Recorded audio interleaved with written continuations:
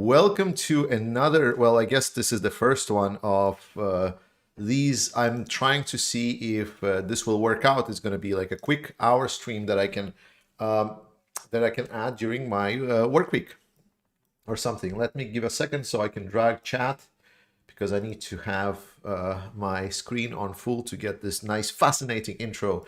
I will obviously link the music after the stream where it was, and I will drop you a link of the song in just a second. Just let me out. So, hello, Ireland. I see Ireland, but guys, I have no idea where the rest of you are from.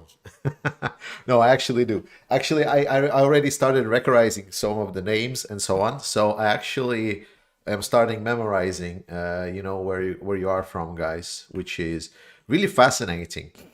This is interesting because I've never thought, I didn't have a lot of friends on the social networks or anything like that.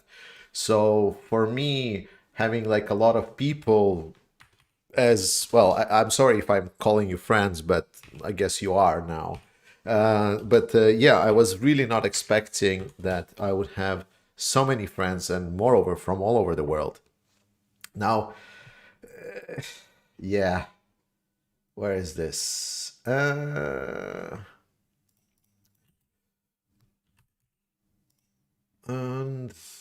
there we go. Here is the link. This is the song from today's intro. It's sung by Sky. Brazil, hello. Aspen, yes. Frostflake, very nice. Very, very nice. Netherlands, amazing. Cambodia, whoa. Uzi, Cambodia. Is it Cambodia or Cambodia? Oh my god, like I didn't mispronounce it again. I'm bad at pronouncing names. I'm pretty sure you that follow me constantly and watch my videos have already pretty much realized that pronouncing names is not something that is my strong side. My strong side is just talking some trash on camera, and then people are like, "Well, that's pretty good. I guess that works." No, no, I really enjoy what I'm doing, guys, and I'm Cambodia. Okay, England, yes, UK, Kiev 09. I am from Tuatapere. Tuatapere, is that a city or is it a country? I don't think it's a country. I'm pretty sure I knew countries. Finland. Oh, Finland. So many good memories. I've been in Finland once in the airport. That's unfortunately is my experience with Finland. But at some point, I am planning to get there. Hi from Germany. Yes. Germany. Germany actually has been. Some people, let's actually start talking. I think this is a good place to start. So, kind of comments on my previous videos and so on. So, one of the things that people misunderstood, I would guess, in my previous videos, because I often before was shitting a lot on Schultz and saying that, it's like he's acting too weak and so on. Last time I didn't really want to shit on, didn't really wanted to shit on him. In the last video, I actually told you that whenever he was doing his speech, he was actually calling Russia what it is, basically a country that is threatening all of the Europe. So he wasn't really like sounding pro-Russian. It was more about the argument that he was still thinking that they can come back to the world that was pre-February 24th, which is kind of thinking that, oh, it was the good old days, but without kind of reflecting on the fact that the good old days is what had brought us to this point. Like even today, I saw some, I think there is a channel by, I think it was the Prime Minister of Finland, one of the previous Prime Ministers of Finland, or maybe a Foreign Minister of Finland. And he talked about, oh, we were wrong with Russia, right? He said that he was in Georgia during the 2008, and he was one of the Western leaders that essentially pressured Georgia into signing the peace with Russia. And he was reflecting on it and saying that, hey, that wasn't really nice, and I think I was wrong. The Baltics were right. we should have been a little bit more hard on Russia. And the interesting part was when he started talking in the video that I watched today, he started talking about China. And someone asked him a question: do you think we should reconsider how we are interacting with China? To which my instinctive answer was, well, firstly, because I'm old and I'm talking to YouTube videos. I always think about my granddad or someone who was always talking to the TV. So I'm guessing I'm already getting into that age when I'm talking to inanimate objects. So I instantly started yelling as like, yes, yes, like China is exactly the same thing, right? We really need to consider how are we interacting with autocratic governments, because whatever we are doing is really bad, because we're making them rich, and then they abuse and rich and powerful, and then they abuse that power to trample on our democracy. And then he's like continuing his video. He was, Professor Stubb, no, I can find the name. Let me finish my rant, and then I'll find the name. So, and then he was like, okay, yeah, but I still think that we should negotiate. I still believe in cooperation. And I was like, no, do you never learn? Do you fucking never learn? And that was a very interesting moment from today, because his argument was that China is not Russia, that Chinese economy is a lot more intertwined with the Western economies. The Chinese economy is not just purely gas dependent, that it's a lot more complex in nature, and that he thought that China is not so, doesn't have such a knee-jerk reaction on the things that surround her. And to that, I would say, like, well, doesn't China has a knee-jerk reaction about Taiwan? I'm sorry, am I missing something? Like, doesn't China have some kind of a contested territory that we think supposed to be like deciding on our own? And then also like, oh, China is not that bad as Russia. Is like, yeah, isn't like Chinese authoritarian regime also suppressing the free speech and like civil rights of its population? And like, Jesus Christ, like a person that supposedly telling on his YouTube videos how much he has learned about how to interact with Russia, how to interact with the world, and he was so right. And it's like the next one in line comes, and it's exactly the same thing, exactly the same thing. That was just a kind of like a highlight from today. Let's put it this way. Let me see, who was it? Let me see. Yeah, greetings, Spain. Very nice. I could never pronounce Mike Krug. I can never pronounce correctly the Umo. I always mispronounce and butcher it, so I'm instantly sorry. Okay, can I get the library? History. So it was, yeah. It was Alex Stubb. Do you know Alex Stubb? People from Finland. Tell me if it was a prime minister or it was someone from the foreign ministry or something.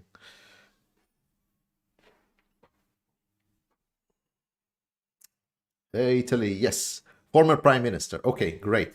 There we go. So yes, I was listening to the former prime minister of Finland today, and it was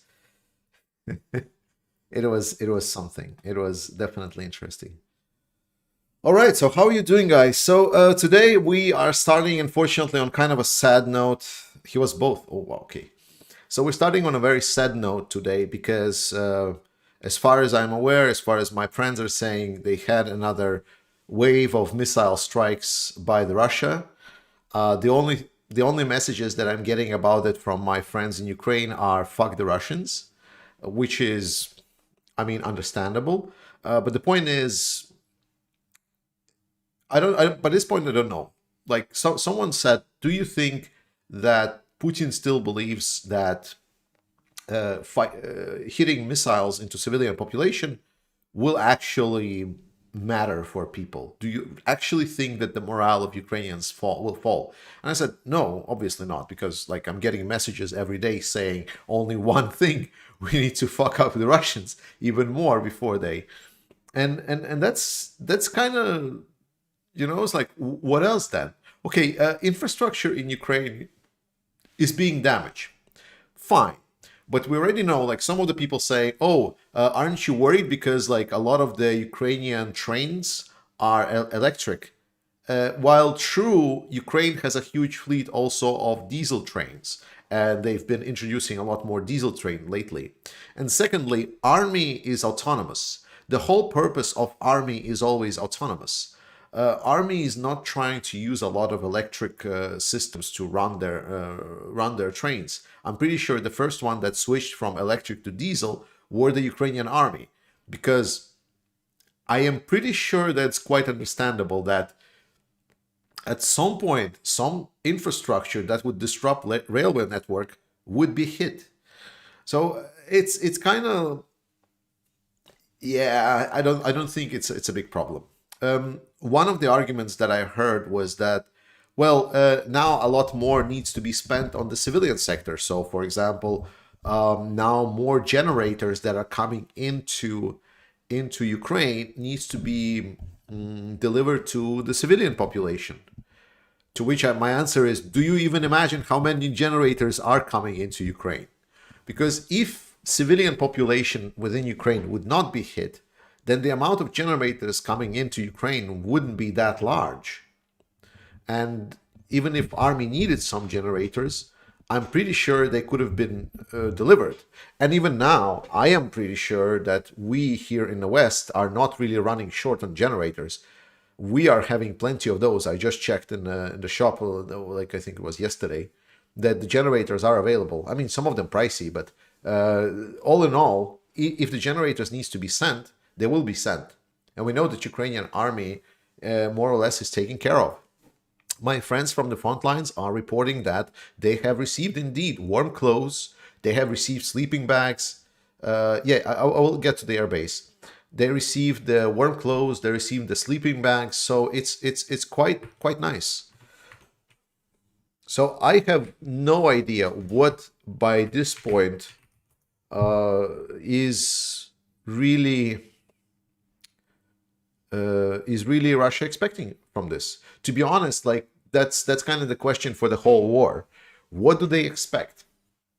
I'm almost this close to touch on the subject of today's kind of stream, the winter season in Ukraine, but let me give a shout out. Raven, thanks. I'm set in a safe place here in UK. Least I can do is send a little thank you for all your efforts. Your channel has become main source. It was Starsky who got me here anyhow. Stay well and your family. There is no doubt Ukraine will be victorious. Thanks. I am pretty sure. Though, guys, I must be honest. I wanted to do a channel update as well on this. I'm having trouble with processing some of the payments right now. I will touch on it later on, but I'm having troubles. So if you really want to support Ukraine as fast as possible, use the donation links under my videos. If you're watching this video and recording, I will pin this first comment in the donation links. Otherwise, let me just post the United 24. So the thing is that in Denmark, you have a limit. You have a limit how much money you can process as a private person. For your supplementary income, and it was working for a couple of months, the supplementary income. So I was just getting the income as my private person, and I was getting it through, and then trying to sending it to Ukraine. It was more or less fine. I just paid taxes from it. However, now I've reached the limit. So by this point, I cannot really get any income as a private person. I already registered the company, but now I'm fighting the Danish banks, which is the stupidest thing ever. So I'm saying I'm a YouTuber. I'm literally just like, I need a Konto account that I can just send money in and then spread it out, send it somewhere else. That's it. Like, I just need a destination for my company. I need to link that this is my company's account. To which they say like, yes, yes, yes, but we don't work with this because like IT, it's not our business and so on. I was like, okay, okay, fine, whatever. So I called the government and I said, can you help me? Like, it's the stupidest problem ever. I essentially getting the income. I want to pay taxes, but the banks don't open an account of like an account for me. What is the problem? Like, why is banks preventing Danish government of receiving money from me? And to that they say, okay, I don't know, try some other countries' banks. That was their response, which is hilarious when you think about this.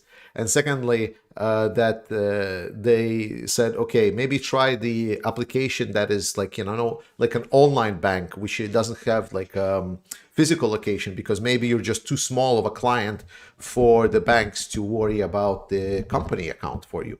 I said, makes sense. So we have this application that's called Lunar, and I tried to apply for that application, and I said, thank you for submitting your company's details. We're going to respond to you as fast as possible. Our current waiting time is 8 weeks. I didn't know by that point if I should cry or something. So I'm thinking that maybe I will try to less kind of advertise donations to myself and more towards the United 24 platform, because this is a little bit dumb. Anyway, sorry for a little bit of a detour. Let's get back to the chatting and come live to Portugal. We need more people paying taxes. Yes, I wish, but Portugal, I think, is just way too hot for me. I couldn't live in Portugal. Revolut, yeah. I'm thinking Revolut apparently might also work, but we'll see. HSBC, yeah, doesn't work. Estonia is all digital. Yeah, but there is like there are some things that like you can open like a company in Estonia, but I'm not sure if you can get a bank account. I don't know. Anyway, guys, United 24 donations. There we go. You want to help me help United 24 until I sort my banking problems out. All right, let's deal with that. Perfect. So all things considered, let's talk about Saratov. So in Saratov, let me read. So there was an explosion in Saratov, and apparently 5 people got injured or deceased. That's what I'm reading right now. This happened about the same night as Ukrainians essentially said that they will test their new drones. A couple of days ago, Ukroboronprom, which is Ukrainian weapons manufacturer, posted essentially a couple of videos. First video was they are producing the 152 millimeter artillery shells, which is super important because imagine this. So you're a country, a huge European country, and your main caliber of your heavy weapons is 152 millimeters. You have stocks of those, but you have zero your own production of that weapon types. And then the country that's supposed to provide you this weapon types is actually somewhat aggressive and like treating you aggressively. And it's actually 8 years ago has taken part of the territory of your country. Question: would it be wise to consider making maybe some kind of a production of that ammunition? Maybe.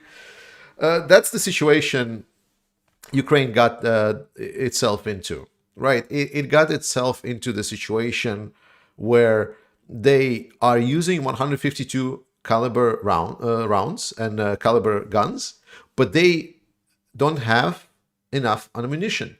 That's why after the war started, over the first couple of months, Ukraine literally ran out of ammunition.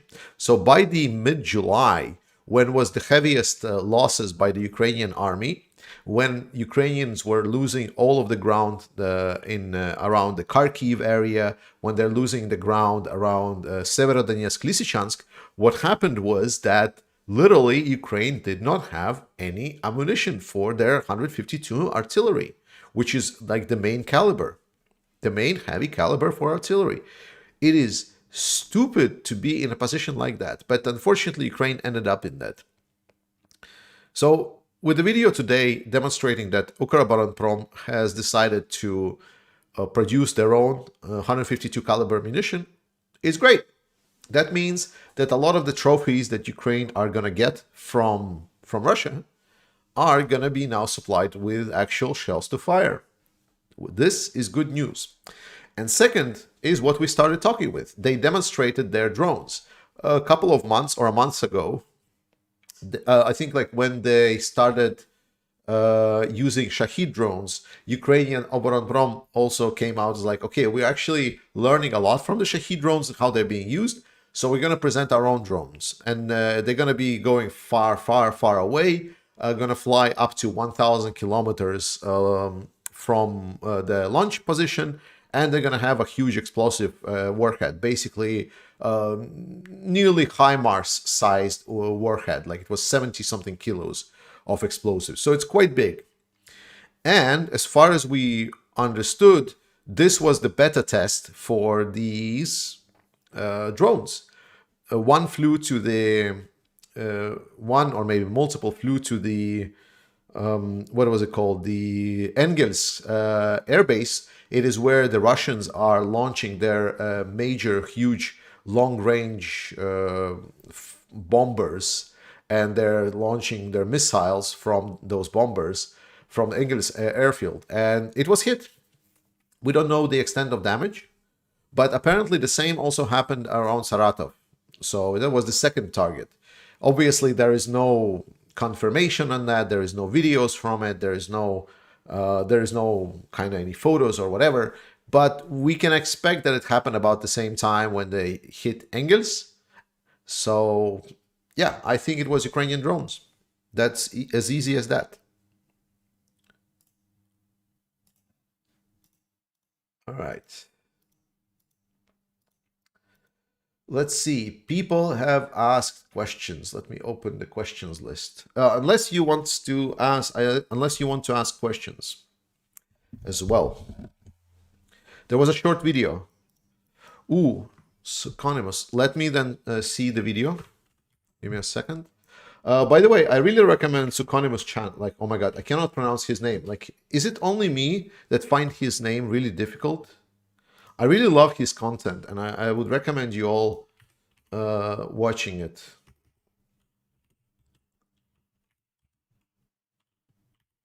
But the name of his channel, Sucomimus.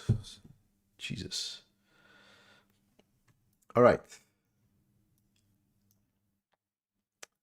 Let's see. Whoop. Yes. There we go. I actually can even do like this. Let's do it this way. Nice English. Yes, that's true. Ukraine airstrike bills. There is a video from Engels. No. This is the other explosion. Like, this is the explosion about Engels airfield. This is not the Saratov airfield.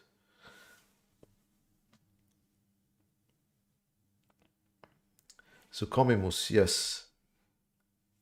There were two explosions. Yes, there were two explosions. One explosion was this. The Suconimus is posting the Engels airfield, but there is also. Okay, I'm going to launch. Maybe there is multiple ones. Hey, look, advertisements inside advertisements. How amazing is that? Now you can watch Danish advertisements. Hello everyone. Amazing. Some rather exciting news. Ukraine has managed to strike Engels Air Force Base in Saratov, Russia. Early reports are saying that at least two... Wait, Engels is... Okay, I am completely confused now. Wait, is Engels is the same as Saratov, but there were two explosions. What?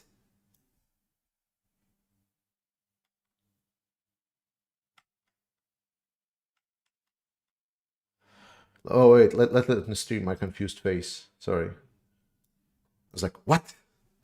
I was completely sure that it was two explosions. Am I going crazy? I think I'm going crazy. The Engels base is at Saratov. Yes. Okay. So Engels is at Saratov. But was there second explosion?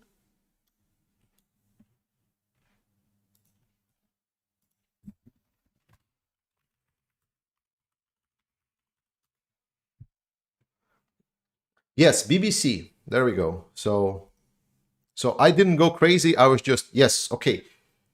Fucking thank you. Okay, perfect. Yeah, because in my monkey brain, I thought that it was like, yes, it was Saratov and Engels, and it was like two locations, and it was two explosions, and I didn't realize that it was like one explosion in where was the second one then? So one was in Ryazan and Azan was in Saratov. Okay, I'm gonna show BBC map. Can I show BBC map here? No. See, two explosions. Yes, there we go. We have a map even. Yes, whatever. There we go. Oh, wrong one. Wow. So yeah, the Saratov, this is the Engels one, the bottom one. And then the up one is the Ryazan. Okay, perfect. Now I'm liberated myself. I'm going just half crazy. I'm not the best person to know Russian geography, by the way, guys. So sorry in advance. Anyway, so I guess we're done with the topic. So there was two explosions. I believe it was drone explosions. So let me see what you're saying. I don't think these drones can destroy Kerch Bridge. I would be careful thinking that these drones can destroy Kerch Bridge. Maybe they can, but I don't think so. Yeah, Engels is important because it's a field where they're able to launch the long range nuclear bombers from. This is the essentially think about if it would be B-52s and they would be able to be launched only from a specific airfields. And this would be like the closest one to Ukraine. So think about it this way, like, right? So Ukraine essentially struck an airfield where there was a lot of strategic bombers that can carry nuclear arsenal, and they've been hit. So that's a big deal. And important thing why they wanted to be at Engels, it's actually quite dumb. I've listened to the expert, and I mean, it sounded like a hoax, but to be honest, with Russian weaponry, it might be true. So I was listening to this weapons expert, like a aircraft expert, and he was saying that the problem of launching these long-range missiles from the bombers, these heavy bombers, is that those missiles are quite old, and some of those missiles can be duds. So their engine might not start. Therefore, these bombers can only do it above the sea. So they need to fly above the Azov Sea. I think it was Azov Sea. Again, geography, not my strong thing. So they're flying over the sea to launch these missiles. So in a case, if the engine doesn't start, it will fall down into the sea and not onto some Russian village or somewhere. Again, I'm not sure how accurate or inaccurate it is. It was just an interesting comment. See Azov, yes, perfect. It was hilarious. Two guys smoking. Yeah, I think, like, to be honest, I think it was two guys smoking, yeah. Have you seen any smoking guys in the videos? From Sukomimus. Oh my god, I need to learn his name. I hope Ukraine retakes Azov. Ukraine is going to retake everything. Guys, Ukraine has not engaged its main force yet. Like, we need to understand that so far some things are happening on the Eastern front lines, yes, but Ukraine still haven't engaged its main force. Like, a lot of the forces that are on the ground in Ukraine have not been deployed. But, and this is, you can say this is, how do you say, like a insider knowledge? I don't know. Call it insider knowledge or not. So, Usually, some of my friends that are on front lines, whenever there was like some kind of big offensive on, big fights, something is happening, he usually would not come out to contact me. So I would lose a contact with him for some time. I haven't heard from him for a while now. So I'm not sure. What does it say? Anything? Maybe he's dead. By this point, I don't know. I really hope he's not, though. That would be counterproductive. But yeah, maybe he's just somewhere around Bakhmut, and it's just very, very hard. And there is also maybe not no connection. But the point is that I haven't heard from a friend that usually has been on the front lines for a while. And I'm obviously thinking optimistically here. I'm thinking that something is coming, and I'm hoping that it's going to come soon. But we'll see. I would say that we need to wait. Well, I don't think we need to wait. I would expect that something should be up in the coming days. I'm not sure if it's going to be if Ukraine will want to break Russia around Bakhmut. That is a possibility. Or Russia is going to attack, or Ukraine is going to attack somewhere else. We definitely see that. I've seen videos of Russia sending in new reinforced troops. The only difference is I was not sure where they were sending them in.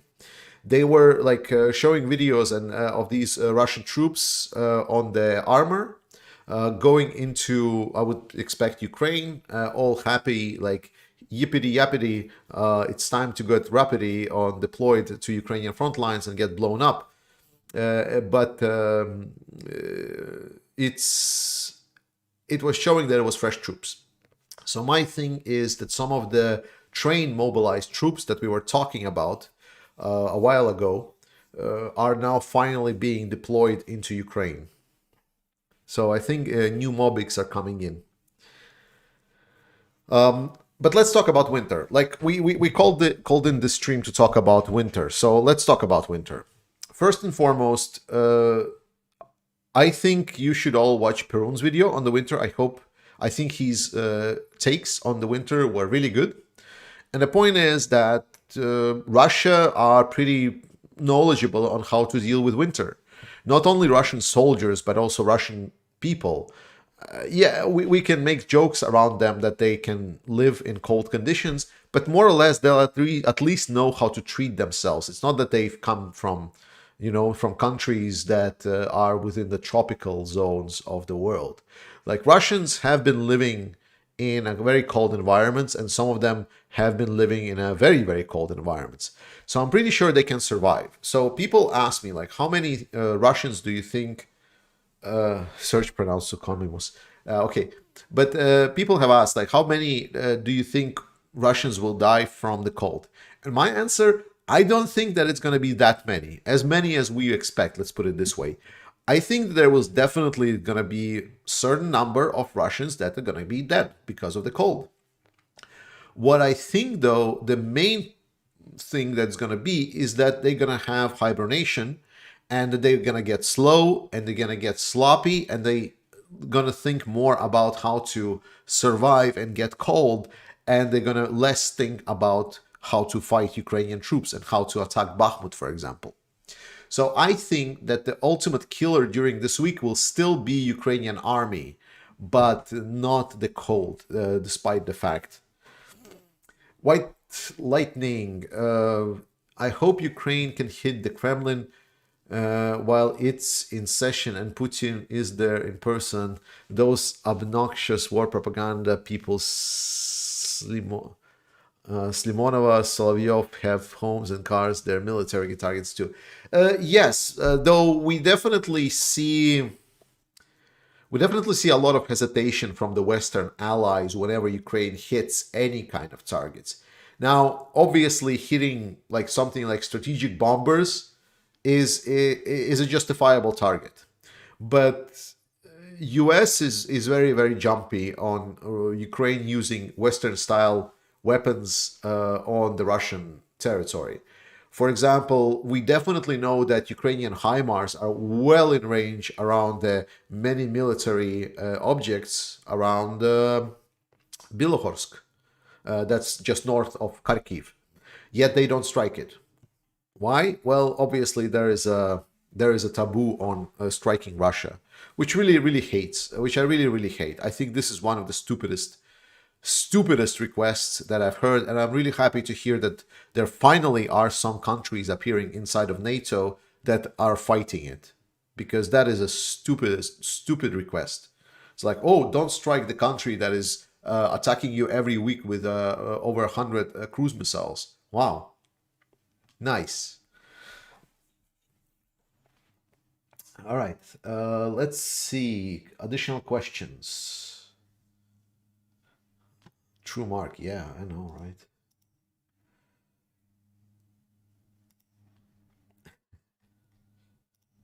Let's see. Okay, Kellen Dunn asks, is Ukraine ready for winter? Yes. Both people from the ground are reporting that they are more or less supplied for the winter. They're still asking for, spare socks, spare boots, and so on, because you've seen the videos from the trenches, right? So even if you have like a pair of shoes, like a pair of boots rather, it still would be really nice if you had a spare in case of your shoes get wet, because even if you have those, that's just, it's always not enough. So I think yes, Ukraine is definitely ready, and what I'm hearing is good, but it always can be better. The best would be for Russian to get the fuck out of Ukraine. um, then continuing, what is the situation of Ukraine's weapons? I heard that about 30% of equipment are in need of repairs, especially Panzerhaubitze 2000 and Gepards from Germany. Okay, so Western artillery. John BBB, let me answer this. Is it a viable strategy for Ukraine to just wait until Crimea collapses due to insufficient resources? Uh, you mean if Ukraine cuts the Kerch Bridge?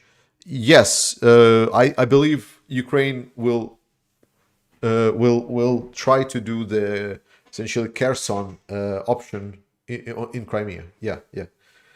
So the problem with the Western ammunition. So NATO doctrine, NATO fighting army, our main hitting force and our dominant force in the Western allies of NATO is air assets, air dominance. We have aircraft that can destroy everything. It's both our anti-aircraft, it's both our counter battery artillery, it is both our precision targets, logistical destruction, everything. Aircraft, aircraft, aircraft, aircraft. That is the backbone of the NATO military. Whatever Russia is thinking that they would fight with NATO, it would not be it. Like, what the only thing Russian mobics would see is like a black sky that is just darkened by the number of missiles shot from the NATO airplanes that they can never reach. And that is the big problem, because Ukraine is not a NATO army. They do not have the air artillery. Artillery on the ground that is available for NATO is not meant to provide sufficient cover. A lot of these Gepards or Panzerhaubitze or other artillery or anti-air vehicles are made to be essentially a layered last resort system. It is not expected that they would be used non-stop and they would be firing hundreds of shells per day or even more. And a lot of these precision weapons, for example, Panzerhaubitze and so on, they say we have a perfect accuracy and so on. But the problem is they did tests maybe for 5 shots, 20 shots, whatever. With the intensity of fire of like 100 shots or more shots per day for every single weapon, the precision even of our Western style artillery drops significantly. Significantly. And a lot of these weapons are also quite, how do you say, very fragile because they are not meant to work under such a load. They were not designed as a weapons to be on the front lines, to be the dominant artillery power that crushes the enemy artillery power. That was always the job of our air assets. So this is why one of the biggest things for Ukraine to get is not ATACMS. The biggest thing that Ukraine needs is a fleet of modern, or at least last generation, NATO aircraft, because then Ukraine would be able not just engage a little bit better air assets, but also engage a wide spectrum of tactics developed by NATO and applied by NATO to crush Russian resistance. That is why I'm really hoping that F-16s or other aircraft will be given to Ukraine at some point, and we're not going to end it up with MiGs and so on.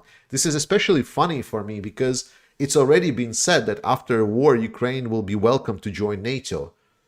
What the fuck are you waiting for? Like, just give the weapons, let's get this over with, and let's get Ukraine into NATO.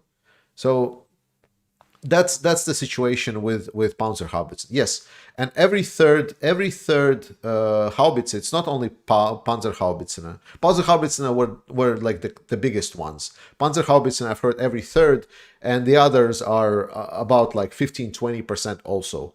They need constant refitting. So now it's both like it's a flow of like weapons into Ukraine and weapons out of Ukraine for repairs.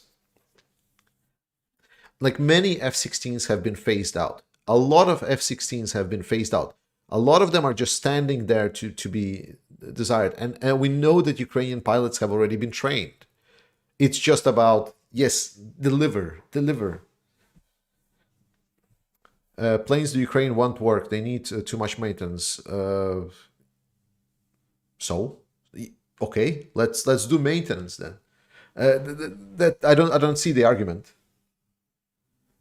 If something needs, everything needs maintenance. Like, people said, oh, we shouldn't deliver so much different weapons to Ukraine because it will need maintenance. Well, now we established maintenance. Was it too hard? Now there's maintenance of Panzerhaubitzes and so on in Lithuania. It was established. Was it established? Nice. So we're doing it. Why cannot we do it with F-16s? What's the problem?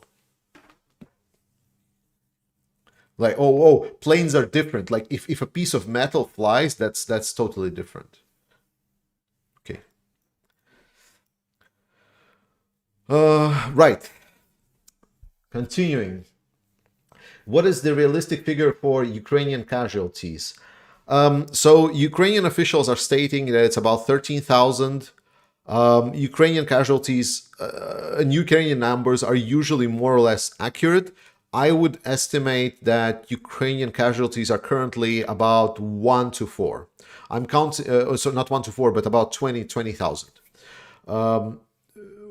Compared to numbers what Ukraine gives out and what later like Pentagon gives out and other intelligence services, we can see that right now Russian like the either disabled or dead Russians is about in 80,000 spectrum-ish. Ukraine says those are purely dead Russians, but a little bit that's pushing it. So right now we can say that it's about 20,000 Ukrainians that are disabled or dead, and about 80,000 Russian disabled or dead. That's my estimates for right now. I don't have any data beyond this. I pulled that number out of my ass, but that is what we see when we compared how Pentagon reports on the numbers and how Ukraine reports on the numbers, and what's the dynamic have been so far. Is the energy situation in Ukraine more stable now, and can Ukraine withstand more Russian terrorism? Yes, yeah, Ukraine can withstand everything. Don't get me wrong, Ukraine is going to be a hard winter, but Ukraine can withstand the Russian attacks, and we are supplying Ukraine with whatever they need. The F-16 is a bad idea for Ukraine. Gripen would be a better choice. Agree, but think about this way: how many like F-16s are there made that can be just delivered, and how many Gripens are there? Gripens would be better. I agree. Don't you think it's dangerous when NATO says he will join war if Ru uses news? I mean, would it be better for Putin to be defeated by the NATO than the UN?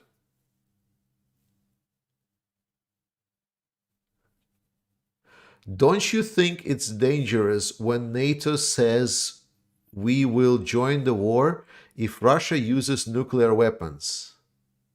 I mean, wouldn't it be better for Putin to be defeated by NATO than UN? I mean, I guess you're meaning Ukraine.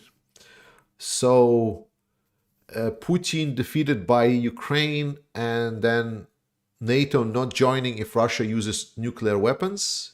Is that what you're saying? Is like, should we fight if Russia uses nuclear weapons? Yeah, I think I should, because I don't understand. Like at moment, we need to understand at the moment that Putin uses nuclear weapons, the conflict becomes existential for us. For us, like at all. Like I know that some people still think it's like, no, we can still get away with this. And I mean, there is still an option to get it. Like everyone in the world said to Putin, don't use nuclear weapon, and he will not use. Like I think there's 99.9% chance he will not use. So I don't think he's going to use it ever in this conflict. He's going to lose it and so on, but he's never going to use nuclear weapons. Secondly, if he does, then he's a dead man, and at that moment, it's just the time for the Russia has ended. By using nuclear weapons, it is up to us to end Russia. That's it. I mean, the Russian government. Like let's not make it like this. We're going to destroy all the Russian people and so on. No, at that moment, the response should be swift. Ukrainian invasion should be ended as fast as possible by NATO forces. And then if Putin continues using nuclear weapons, then Putin and his regime and Russia needs to be ended. And NATO has the capabilities. I already talked about this. And there is nothing, literally nothing Russia can do. Whatever you thought about nuclear war, that it was like in the 60s, 80s, like, ooh, missiles fly, ooh, choo choo, all gets destroyed. No. NATO has a lot of capabilities to destroy shit. And I'm pretty sure almost none of the Russian missiles will be able to lift off even. Mark Magera, it would take 3 years to get mothballed F-16s airworthy for Ukraine. Look how long it took the Saudis to get theirs. It seems like... yeah, but we also in a little bit on a rush now. Like there is a little bit of pressing matter, Mark. So not completely comparable situations. Let's put it this way. It seems like an invitation for Putin to use nuclear weapon. Like it's a suicide button for it. What are you talking about? Like as soon as he essentially the general button, as soon as he said like use nuclear weapons, it's a death sentence for him. That's it. Like he's not a living person anymore. That's not an invitation to anything. Every world leader has already told Putin, if you use weapons, nuclear weapons, you're done. Like you're done.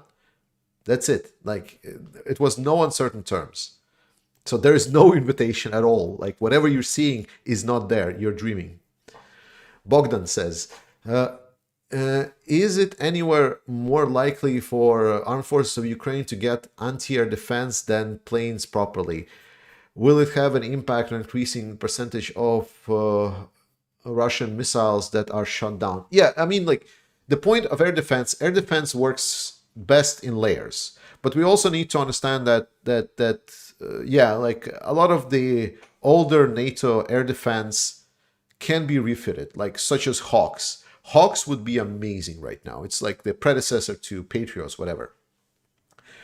If those Hawks would be supplied in a significant quantities, that would be helpful. Like even Avengers, the Humvees with like 8 Stinger missiles mounted on them.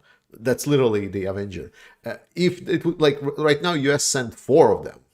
4, not 400, 4. So needs to be the quantity. Like what is missing right now the most is quantity. So Ukraine, the weapons, the air defense systems that are being sent is nice. I mean, Iris-T, fucking amazing. Hits 100%. It's just one complex. It needs just more. Yes. US is sending Avengers, yes. Avengers assemble. Yeah, yeah, yeah. All of that. That's like sending Avengers is inviting Putin to use nuclear weapons. What are you talking about? Okay. Oh, so people ask. ML Hardin asks, how much time do you think it will take for massive Russian casualties from an extreme cold to start showing up? As I said, I don't expect massive casualties to start showing up from the cold itself. Do you believe that Ukraine will allow Russian troops to continue to be in Transnistria when this war ends? This is totally up to Moldova. Moldova has requested Russians to withdraw. I think once the Russia starts going into turmoil, these troops will be removed. Yes. Yes, that's the answer. For those of us anchored, Elizabeth McKinley asks, for those of us anchored in Western Hemisphere, what can we do that will be more beneficial for the people of Ukraine? Pressure your politicians to send more military aid to Ukraine and donate to Ukrainian military. Best negotiating power in this war. Ukrainian military are professionals in negotiations with Russians, and we're going to end this in a peace talks. They're going to make sure of it. John BBB, I don't think Turkey will let Ukraine into NATO. Erdogan likes having Russia to play against the US. So far, the only countries that didn't want Ukraine in NATO were Germany and France. So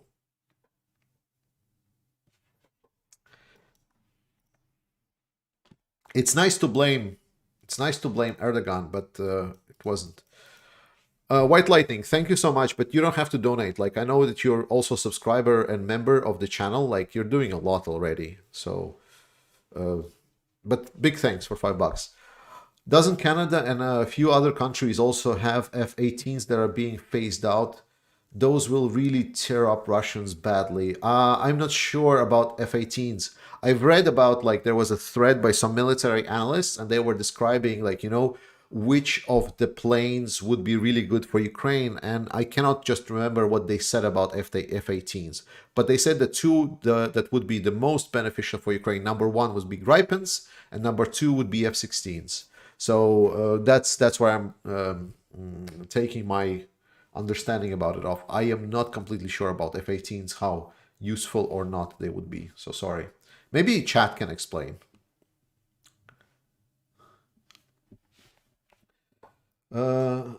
Yes. Michael G asks, are the Mad Max Thunder runs still on the table when winter warfare is starting? So the problem with Thunder runs, they were effective in when the Russian lines were kind of thin. With newly mobilized troops, the Russia just have the density of the lines, and it's just a lot more people. So it's harder to just drive by a group of Russians and not meet resistance further down the line. So maybe yes, but at some point. I definitely know that A10 it would be terrible for Ukraine. A10 would be absolutely stupidly terrible for Ukraine, because as far as I understood, A10 requires a full air dominance before it can operate. So it would be in the same position as Ukrainian Bayraktars, that it's just too big of a target to miss and too slow to escape anti-air. Correct me if I'm wrong.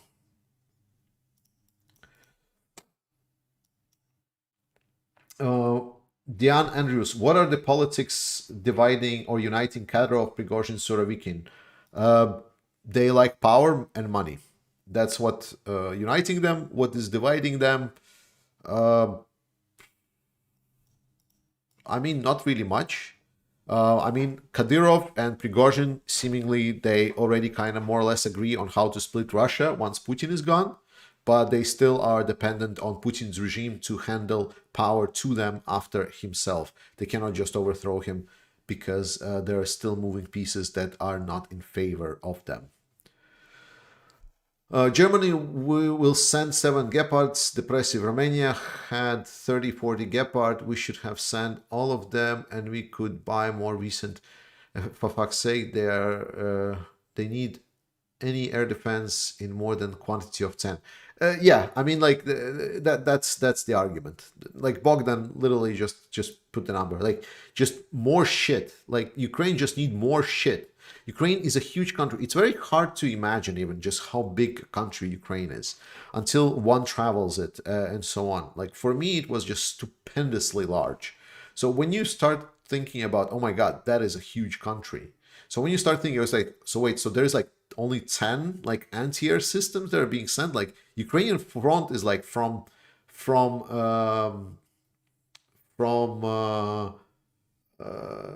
Gibraltar to Brussels.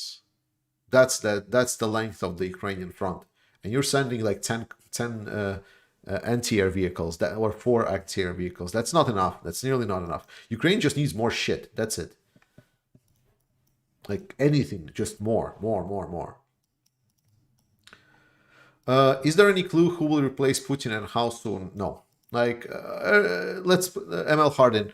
There's plenty of conspiracy theories that people say, "Oh, I know this for sure," but we don't know. We don't know. How do you feel about you? We definitely know that that the people that can deliver Putin gun is armed forces of Ukraine. So supporting armed forces of Ukraine is the way to go. That would be the safest bet. How do you feel about Ukraine getting high altitude bombers? Would it change the war? Russia has high altitude air defense. So the problem is that Ukraine doesn't have a lot of ability to suppress a lot of the radiation installations, such as like a Russian analog of AWACS and so on. So unless it's B-52s or something, I don't think so. Or was it like B-21s? That's the new one. Yeah, give that to Ukraine. The battlefront is equal to the length of U.S.-Mexican border. Hey, that's a good comparison. Thanks, Mark. That's a very good one. I will take this one. So yeah, so the border with U.S. and Mexico. There we go. Phil Upson asks, are we there yet? Almost. It's Crimea left, like Zaporizhia, Luhansk, and I think Donetsk and Luhansk areas are gonna fall in once Crimea is taken. Do you think when Putin will be gone, there will be any changes in Russia? Yes. John BBB, I think I heard you say you're in IT. Have you heard of any development of autonomous drones, loitering computer vision trained to detect tanks and SAMs? Seems like someone should try. I mean, it's obviously in development, like, but it's all probably how do you say? It's all classified. But I would easily imagine that these things exist, right? Already now, a lot of loitering munition that I saw and people are saying they're highlighting already targets that are, like vehicles and so on. So the only thing that is missing is a friend-foe recognition, right? If a drone camera can highlight a target, then the only logical next step is to realize, is this a friend or a foe? And then once it's that in place, then the next step would be, is that a value target or not value target? That's something that is probably somewhere already getting done, and we can see it at some point. But I don't think this is still mass produced. If something like, for me, I'm a layman, but if anything that this war have taught me is that quantity matters. It's nice to have a lot of these fancy toys that you have maybe 10, 20 pieces of. They definitely can make a change, especially when we saw like what 20 HIMARS are doing to the Russian military. But if there would be a fleet of like a couple of hundred of HIMARS shooting every night, that would matter a lot more. So quantity definitely matters. Is Crimea sort of the Florida of Russia? I couldn't say. Also, Crimea is Ukraine. Why do you say it's Russian? Crimea is not Russia. Crimea is Ukraine.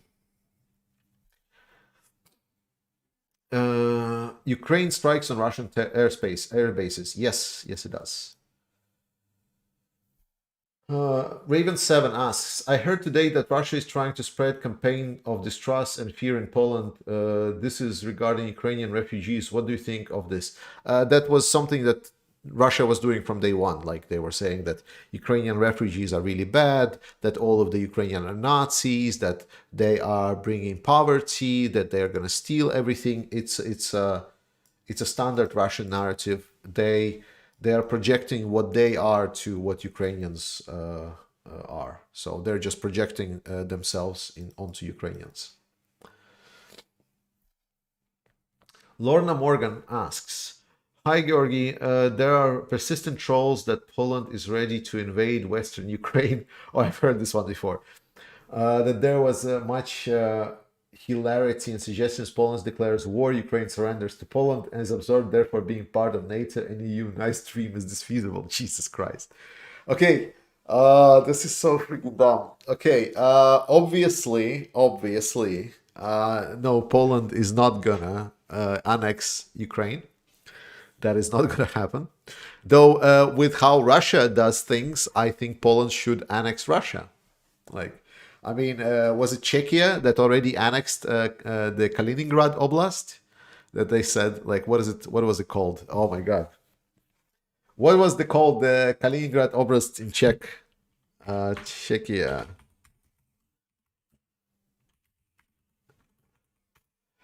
Yes, Kralovic region. Kralovic. Yes, Kralovic. Yes, or Kralovich. I don't know. Let's go with Kralovic.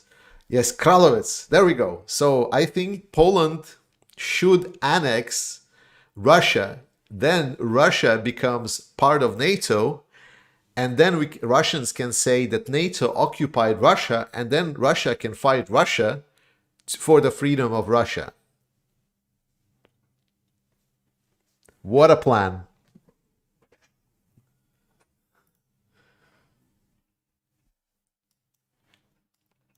Okay, and we're out of the predefined questions. Yes, so I mean, the stream is also over 1 hour. That's pretty good. All right, guys, last 15 minutes. Let's talk it over.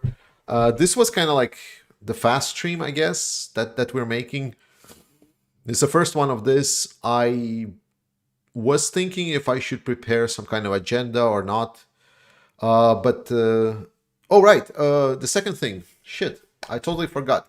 So I made this video where I was talking about the fact that the West is supporting Ukraine with a lot more like supplies, money, and military equipment than it was ever delivered to Russia. Not ever delivered to Russia. That was done during, for example, while supporting the Afghan forces in Afghanistan, like Afghan militia. And the second comparison was to the Soviet Union during the Second World War, during the Lend-Lease. So a couple of corrections. In the first video, I don't know why I blanked so hard, but I said that US delivered A-20s to Afghanistan. That is not true. That is not the plane that I was having in mind. It was A-29s, I believe. It was, if like, I don't want to be wrong again. So let's say if it's A-29 plane, I think it's a plane. It was Tucano. Yes, so A-29s. There we go. So yes, so it was A-29 planes, not A-20 planes. Like when I later Googled A-20 planes, that was completely way off. So that is the first thing, but it was still hilarious. It's a propeller plane. It's not a very modern one. That was the first thing. Then the second one, I said that people said to me, like, why would you compare to Afghanistan? Because there was a lot of US forces. Yes, but what I wanted to compare is how much the local forces received from the Americans. So that's why was the comparison. So the numbers that I showed there for the Afghan forces were the numbers of US supplying the local Afghani militia. It was not what US spent on itself. It was not included in that. And then the next one is, yeah, it was stating that it was incorrectly assumed. I said that Ukraine received 14 and a half times more money than the Soviet Union received during the first year of the Lend-Lease Act. And people pointed to me out that that was not completely accurate, because the Land-Lease Act for Soviet Union started is in September, and therefore it was only delivering for a couple of months. So a little bit more accurate would be comparison to the second year. And if we compare it to the second year, then we can say that what Ukraine is getting is just a couple of times more than what was delivered during the second year to the Soviet Union during the Lend-Lease, which is still huge. Don't get me wrong. The point still stands. The point is that Ukraine, a country that is not as big as the Soviet Union, is getting more supplies in weapons and equipment and financial backing for the weapons only. I was not touching on refugees. I was not touching on economic aid. I'm just was touching on the military equipment, the cost of it, and the financial backing to purchasing of military equipment for Ukraine. So Ukraine is getting a lot, and we should give some credit to the Western allies.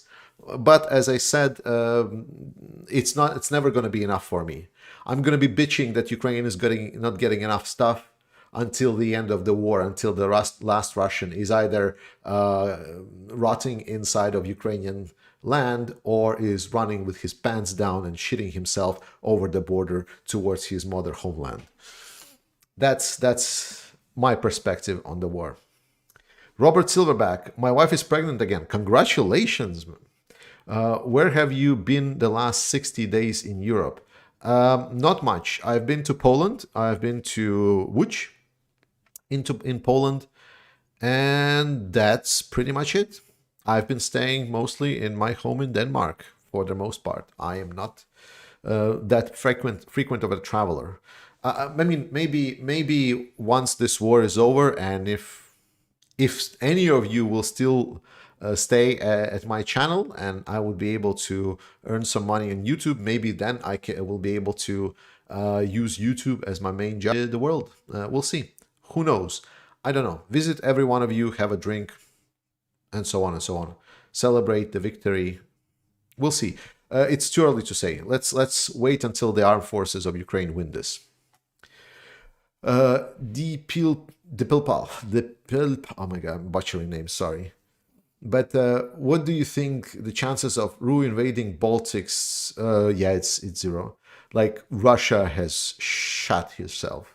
Like, Russian army is complete joke. If they try to invade Baltics, they're going to be ended. Like, there is no chance. No chance.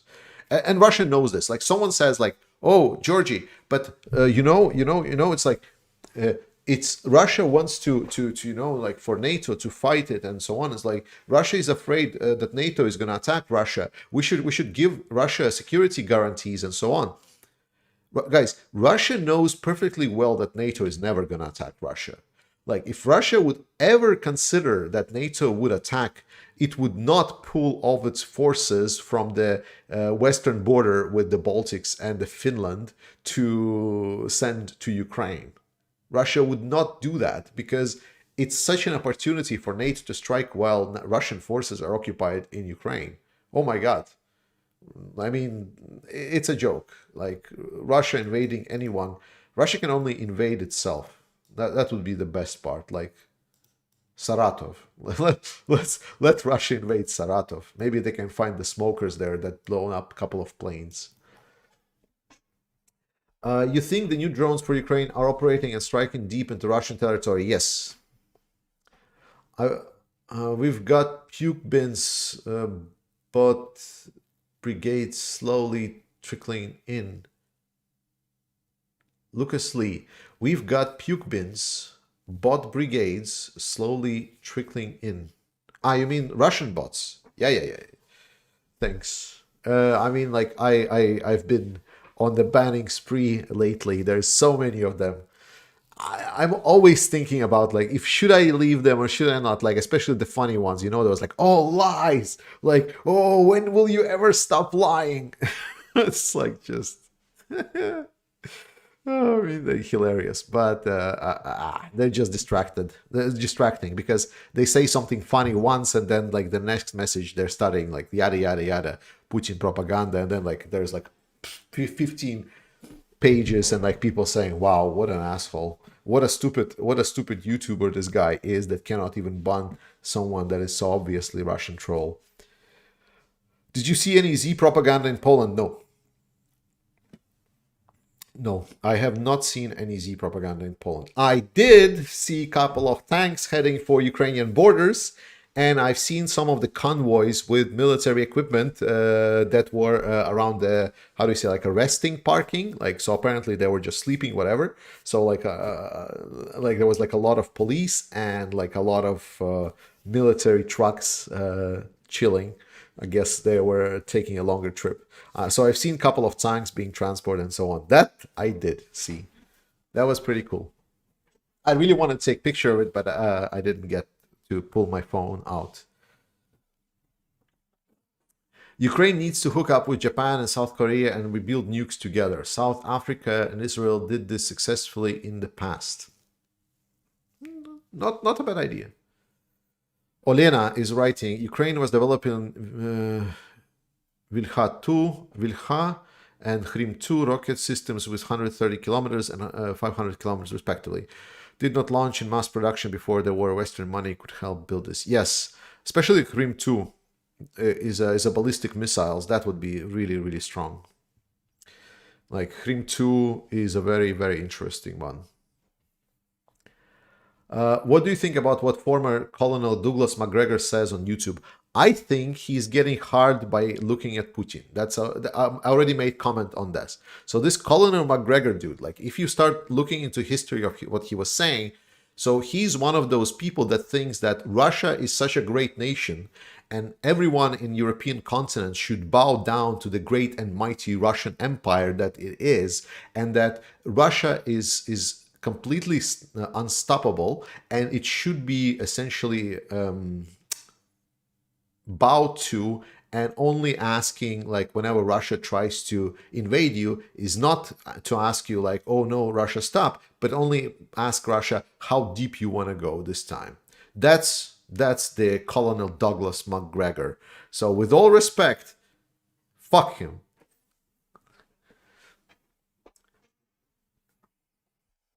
The truth teller, what do you think of Kazakhstan shaking off Russian influence in their country?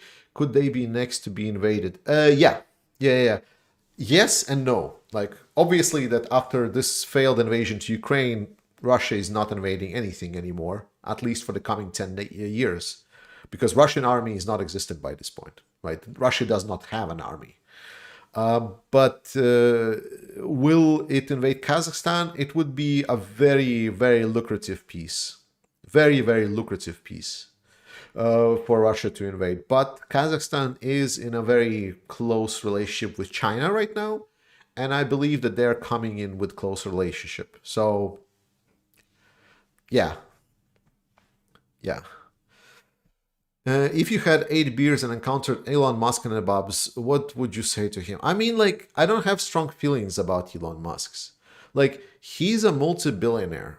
Like, he doesn't understand the concept of things that we are, as like local normal people, are struggling with and so on. Like, he was born in ultra wealth. Like, he is. It's I'm pretty sure it's very hard for him to even understand what it is that the normal population is struggling with.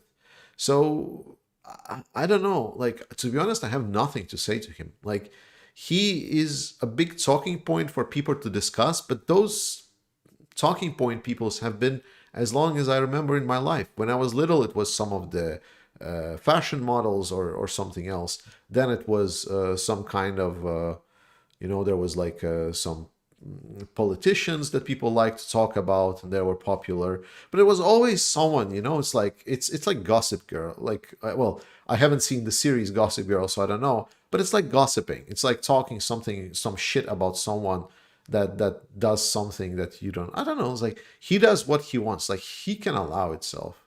He has a shitloads of money. I think we're giving way too much importance to what he does. I don't think it's worth it. Elon wasn't born in ultra wealth. Oh, really? Oh, really? Oh, okay. Okay. Yes. Yes. All right. 5 minutes. Anything else quickly for us to cover? So next video will be tomorrow. I will make tomorrow another video. I will see how this stream will go. I will see if the response is interesting enough. I think we should interact more. I definitely think that we should interact more. The problem is that these days it's quite busy at my job. So I'm very happy that there's much stuff to do at my job, but I'm not sure if I have enough time to make like 5 videos a week or 10 or 7 videos a week. Marco Kashina, who you think will take more advantage in the wintertime? Definitely Ukraine. Probably mobility will slow a bit down. Yes. No, it's not about troops slowing down. Like the advantage, watch Perun's video on winter warfare. He covers a lot of this. Just go Perun. He's really good. And Ukraine definitely has the advantage because favorable logistics favors the winter campaign. So it's going to be Ukraine, I think. Nominally, at least, it looks so. Bogdan, if you could try changing your webcam so that it does not suddenly defocus, cannot control. It does it on its own. What DPLPAL, the Pelpal. I'm sorry, I cannot pronounce your name, man. DPLPAL, I hope. What is the general mood in Denmark and Sweden towards Ukraine, Russia? Supportive, very supportive. Wait, not Russia. Russia. I mean, Denmark. There was a lot of not a love, but Denmark was definitely one of those countries where this perception of Russia as a magical place. You know, it was like some romantic idea about traveling through Russia, seeing that Siberia and so on. So in Denmark, definitely one of those countries where a lot of population thought about Russia as this magical place, and for whom the relationship between Russia and their neighbors wasn't something big. It has changed since. Have you seen Timothy Snyder's Yale Courses of Ukraine History series? Yes, I've looked through all of them. They are amazing. Recommend you very much. Do you think that when Ukraine frees all her territory, that Russia will not try to take it again in the future? Russia will have other shit to deal with. We need to understand, after the fall of Crimea, I am agreeing with a lot of analysts that the turmoil in Russia, internal turmoil, will blow up. That Russians will start basically eating at each other by that point, and it will be like fall of Crimea is basically a sealed deal for Russian loss, because after that there might be still resistance. They will still maybe try to fight, but at that moment the defeatist mood will settle inside of Russia, and that is going to be devastating. Did you see the report by Rusi recently released, the Russian air war and Ukrainian requirements for air defense? No, I haven't seen it. Do you think Hungary general population supports Ukraine? I am not sure, because there is a lot of state-controlled propaganda in Hungary. I'm not sure how much of that propaganda is being consumed. My perceptions are biased because Hungarians that I'm talking to are outside of the propaganda loop. Have you heard something about the martial law in Russia for the next year? Yes, I've heard, but I haven't heard anything concrete. So for now, it's only rumors that Russia wants to implement martial law. It sounded kind of a little bit like, like a hoax. So I'm waiting to report on it. What about transporting some of the armed forces of Ukraine to trains to the Baltics, which then can capture Königsberg? You mean Kralowitz? Please use the correct names. Can capture Kralowitz. Maybe there are some Lend-Lease nukes. I'm not sure. Like, we can always ask representatives from Czech Republic to see how well they're doing. Oil price cap. Okay, this is a good topic. This is going to be actually the last one I'm going to talk about. So $60 oil price cap. People ask, why would we implement $60 price cap if Russian oil is being traded lower than that? What's the point? And the point is that supply and demand. If the price of Russian oil is going to be super low, then a lot of Russian oil can be bought. So Russian oil will be bought at significant quantities. And we need to understand that if you sell a lot of something, even with not a lot of profits, you still get a lot of profits. I know it's not a logical thing to consider, thinking that's like, yeah, we should just, the ideal situation would be nuking Russian oil. But that is unfortunately not something that a lot of the countries within EU want to do.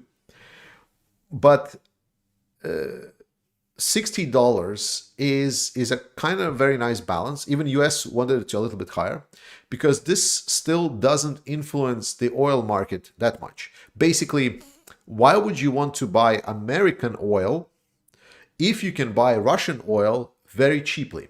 So think about it this way, right? So EU and US says, we're not going to buy Russian oil. We're going to buy it only at least for $60. To which China and India says, we're going to buy your oil for $61. And that would mean that instead of buying oil from Saudis or from US or from some other countries, they are taking oil that is cheaper because it is Russian and it's abundant. So there is a lot of economic ideas that are behind not putting the oil cap too low. At least this is the analysis that I've heard, and I think it's kind of sound. And while it does not reduce the trading potential for Russia, it prevents the super profits. So the whole point of the oil cap for Russia is to reduction of the super profits of the prices of oil if it goes too high. So even if the oil prices go way higher, like they're going to start being around 80, 90 and more, Russian oil can be still bought for 60. It will still not result in a mega profits for Russia. That's pretty much it. Russia has the blueprint of how much Ukraine's power grid built during USS targeting missiles by map. More transponders replace them with dummies. That's already being done. Moreover, there's been a lot of actual physical barriers built. So like people are just essentially dumping dirt in front of these generators and like trying to surround them with dirt walls just to prevent. So there's a lot of things that is being done. But sometimes it's just harder. Yes. All right, guys. So first stream, not as short as I was thinking. I was thinking we're going to be over in an hour, but I guess it was something. Tell me how you liked it. See you. Gonna miss you all. See you next video tomorrow.